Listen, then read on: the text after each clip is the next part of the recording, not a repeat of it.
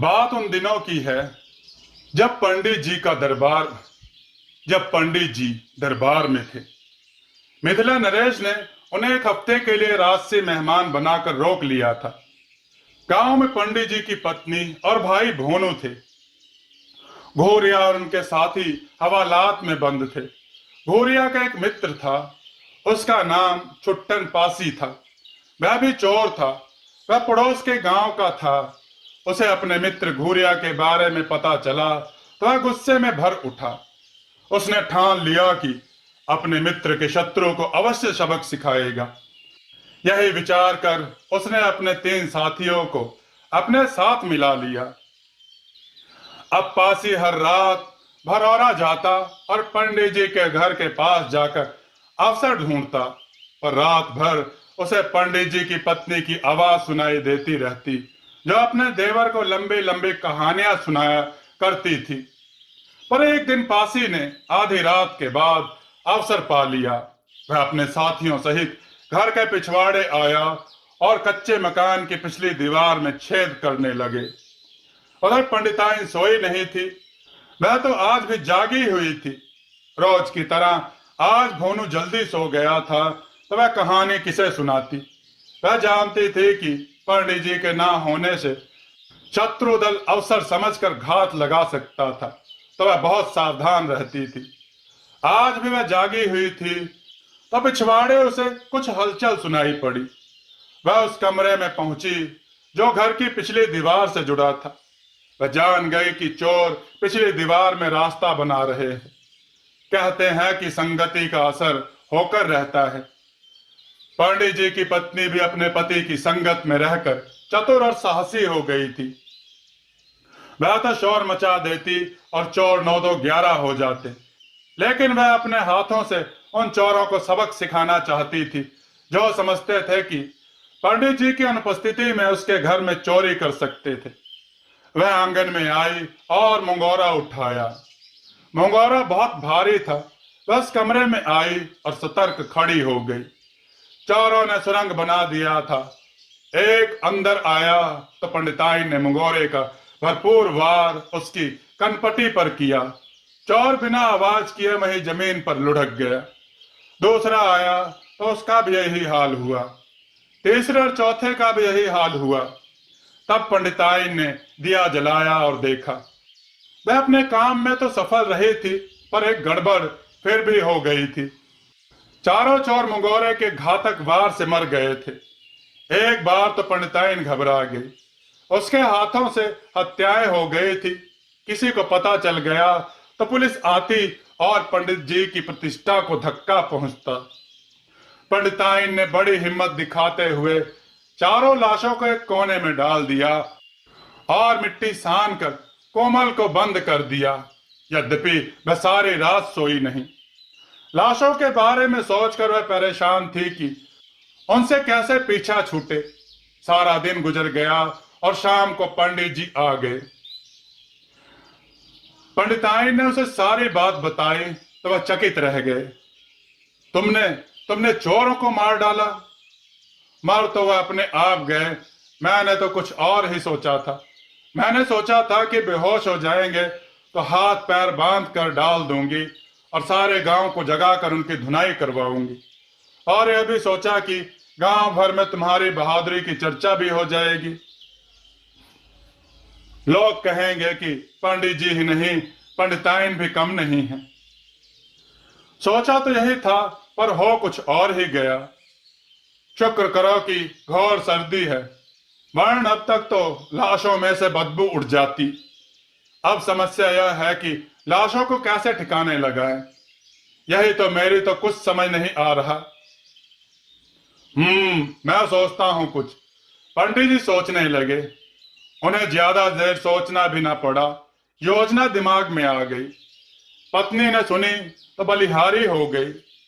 तो मैं तो जाता हूं ढोलक दास को निमंत्रण देने, पंडित जी ने कहा। ढोलक दास एक पाखंडी और क्रोधी लालची साधु था और गांव गांव घूमता था और भरोरा के जंगलों में एक पुराने मंदिर में रहता था। पंडित जी उसके पास पहुंचे और उसे प्रणाम किया। क्या है? वह भुनभुनाया। महाराज, खीर पूड़ी और रायते के साथ हलवे की दावत का कार्यक्रम है। साथ ही स्वादिष्ट लड्डू भी है और 100 रुपए दक्षिणा भी है। कहाँ है इतना सारा माल? ढोलक दास की आंखें चमक उठी। मेरे घर है महाराज। कल ब्रह्म मुहूर्त में मैं अपने घर ब्रह्मा जी की पूजा कर रहा हूं, जिसमें इतना सारा खाना पीना बनेगा। एक ही ब्राह्मण को जिमाने की श्रद्धा है, इसलिए सोचा कि आपसे ही पूछूं। इसमें पूछना क्या है, मैं तैयार हूं। ढोलक दास जल्दी से बोला। पर प्रभु, कुछ नियम भी तो मानने होंगे। कैसे नियम? ब्रह्म मुहूर्त में स्नान करके गांव के जागने से पहले आपको 21 बार गायत्री मंत्र पढ़ना होगा। गुप्त पूजा है, किसी से चर्चा ना करें। तो आप मेरे घर भोजन के लिए पधारें, अन्यथा मैं किसी और से पूछूं। अरे मैं हूं ना, किसी और की क्या आवश्यकता? गायत्री मंत्र को शुद्ध और स्वस्थ बोलना सबको नहीं आता। मेरा तो अभ्यास ही यही है, इसीलिए तो मैं आपके पास आया था। जय हो, मैं समय पर पहुंच जाऊंगा। पंडित जी लौट आए और पत्नी की सहायता से एक मुर्दे को दीवार के सहारे खड़ा कर दिया। रात्रि हुई और दोनों सो गए। रात के 3 बजे ही ढोलक दास ने द्वार खटखटाया। पंडिताइन तत्काल चूल्हे में आग जलाने बैठ गई। पंडित जी ने दरवाजा खोला और ढोलक दास को अंदर किया। भाई, आपकी ही प्रतीक्षा कर रहा था। पंडित जी बोले। कोई आपके साथ तो नहीं आया? आपके चेले बहुत हैं। कोई नहीं आया, सब सोते रह गए। चेलों का क्या करना है? पंडित जी उसे कमरे में बिछे आसन पर लाए। अरे महाराज, यह दूसरा कौन है?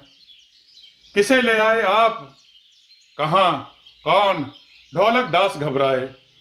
वह खड़ा कोने में। मेरी पूजा का नाश हुआ जाता है। ढोलक दास ने अपनी लाठी उठाई और क्रोध में भरकर कोने में खड़े आदमी पर दे मारी। आदमी गिर पड़ा। दुष्ट इतनी सावधानी पर भी पीछे आ मरा। महाराज, मर ही गया लगता है। पंडित जी ने भयभीत होकर कहा। मर गया? ए, ढोलक दास ने नब्ज टटोली तो सन्न रह गए। यह क्या अनर्थ कर दिया महाराज? पंडित जी रुआसे हो गए। मेरी पूजा में तो विघ्न हुआ ही, अपने लिए फांसी की व्यवस्था कर ली। फांसी? मुझे मुझे बचाओ पंडित जी। ढोलक दास अर्थनाद कर उठे। अभी गांव सो रहा है, इसे उठाकर नदी में फेंक आइए। तुम किसी से ना कहना। राम राम, मैं ऐसा आदमी हूं। तुम बहुत भले आदमी हो। ढोलक दास ने लाश कंधे पर उठाई और चले गए। पंडित जी ने दूसरी लाश को खड़ा कर दिया। ढोलक दास लौटे। अब जल्दी पूजा और भोजन का कार्यक्रम शुरू करो। पर आपके तो सारे चेले ही यहाँ आ गए लगते हैं। फिर उसी कोने में कोई खड़ा है। महाराज, आपके तो बुलाना भी व्यर्थ रहा। ढोलक दास ने कोने में देखा, खड़ा तो था कोई। क्रोध में भर उठे, फिर मार गिराया और कंधे पर लाद कर चलते बने। दिन निकलते निकलते चारों लाश नदी में फेंक आए और हाँफते हाँफते बैठ गए। महाराज, पूजा का समय तो निकल गया। अब तो किसी और दिन शुभ मुहूर्त देखेंगे। भोजन तैयार है, कीजिए। पंडित जी बोले। लो, दक्षिणा भी गई हाथ से। ढोलक दास भन्नाया। भोजन परोसा गया, दाल चावल और गुड़। पूजा ही नहीं हो रही तो पकवान कैसे बनते? पंडित जी ने स्पष्ट किया। ढोलक दास ने मरे मन से खाना खाया। जाते वक्त पंडित जी ने उसकी शानदार दावत छीनी थी। उन्हें तो खैर सजा मिल गई। शुक्र तो पंडित का, जिन्होंने उसे निश्चित फांसी से बचा लिया। पंडित और उनकी पत्नी ने चैन की सांस ली। एक बड़े संकट से पीछा छूट गया था। पति पत्नी दोनों मुस्कुरा उठे। दोस्तों, आपको यह कथा कैसी लगी कमेंट में बताइएगा। वीडियो को लाइक कीजिएगा, चैनल को सब्सक्राइब कीजिएगा और वीडियो को शेयर कीजिएगा। और कमेंट में जय श्री राम लिखना ना भूलिएगा। जय श्री राम मित्रों।